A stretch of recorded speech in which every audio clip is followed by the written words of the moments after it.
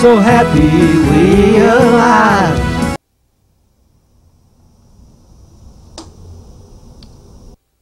Good evening, and welcome to Louisville Late Night. This evening we're in beautiful San Francisco, California. Most important legacy of Prop 215. Remember that these are all people, the first thing I learned, that they were all pot users, and they had been pot users for a long time. And I recognized that this was an opportunity to do a systematic study of pot use in the United States, which turns out to be something that began historically on a wide scale in the mid-60s.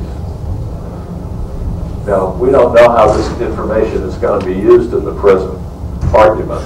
Not a debate, it's an argument over cannabis. But my suggestion is that it could be very valuable. It establishes a profile of cannabis users. These are patients who came from all over California. Age is important. They were all baby boomers or post-boomers. That means they were born since 1946. Only 23% of them are female, but in the older age groups that percentage increases. There are many reasons, and you can speculate why that might be so. A critical statistic, 85% of them had initiated or tried pot for the first time between the ages of 10 and 18. Imagine that. And their use of cannabis became chronic, for some immediately, for others after years. But it was always in non-addictive patterns. One of the questions I ask everybody is for their periods of abstinence. And almost everybody has been abstinent from pot for good reason for periods up from a week to 5 years. And they don't behave like addicts. They give it up, they go back to it when they can. Inhalation is clearly the preferred route. Why? Because it gives you control of dosage. You have immediate feedback as to where you are, and people don't want to be stoned. Almost everybody had initiated alcohol and tobacco at comparable ages. Many of them used both of those agents aggressively at first. However, once they became established as chronic pot users, their use of both agents inevitably declined. They either quit cigarettes or reduced their intake, and reduction in alcohol intake is almost 100%. They had also tried, as a population, many illegal drugs, especially psychedelics. But rarely had their use of street drugs been a problem and required treatment. Now, if you look at a graph, you'll see that initiation of pot by young Americans was a phenomenon that actually began in 1965. 4 years before Nixon declared war on drugs. What was going on at that time? Well, social turmoil around the Vietnam War, gay liberation, female liberation, ferment.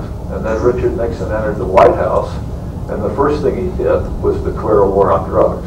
He also had a golden opportunity because the Harrison Narcotic Act had been threatened by a Supreme Court decision, and drug prohibition needed to be rewritten at that time. Other incidental data, this is just partial profile. As I said, 72.5% had tried shrooms. 87% of all white males have tried shrooms. LSD has also been very popular. Heroin, the dread drug, is the least favorite, although it's an interesting bellwether in terms of severity of disease and other complications. General population? Pardon me? This is the percentage of my population, which are all pot applicants. That's what distinguishes them. They want a medical marijuana recommendation. And your age range is what? The age range is 18. That's arbitrary. And the upper limit was 91, was my oldest applicant, but the vast majority of them are under 58. In other words, they were born 1946 or so. Let me get back here. So what can we conclude from this? Well, a systematic study offers a look at Nixon's experiment. He didn't know he was starting an experiment, but he was when he declared war on drugs. And the policy doesn't look good through the eyes of this study or through the eyes of cannabis users. Drug war fears have clearly shielded the policy footprint. They have been biased research for the last 30 years. It has distorted behavioral sciences, distorted psychiatry, it's distorted medicine. You don't need to be a rocket scientist to understand this. It's all guilt by association. This is just to try to show you that people came from all over because they had to find a Bondi. This is an important slide because this sharp upward line between 46 and, I guess it's 61, I can't read it that well. That's the baby boom. I was born back here when there were just a little over 2 million live births. These are the births between 46 and about 52. Those of us who were procreating, we produced that hump. We have record numbers of children in 1957, which meant that the 1973 graduating classes from high school were the biggest ever. And of course, pot was well established in high schools by those days. So this is a generational thing. And unfortunately, I think pot smokers have their own generational memories, but they don't have any memory for what went on before. And that's the key to understanding. This was a signal event in the late 60s. And the government's been punishing pot smokers ever since. Thank you.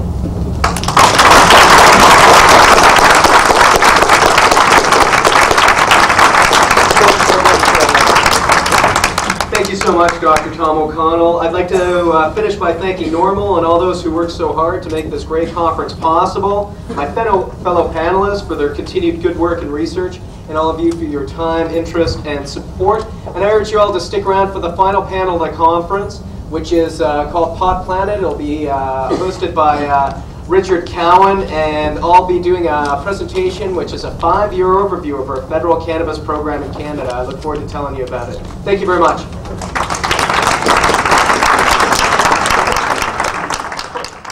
Can I just announce that at the once more at the forefront of cultural consciousness in the UK in recent years, and has become the object of heated controversy.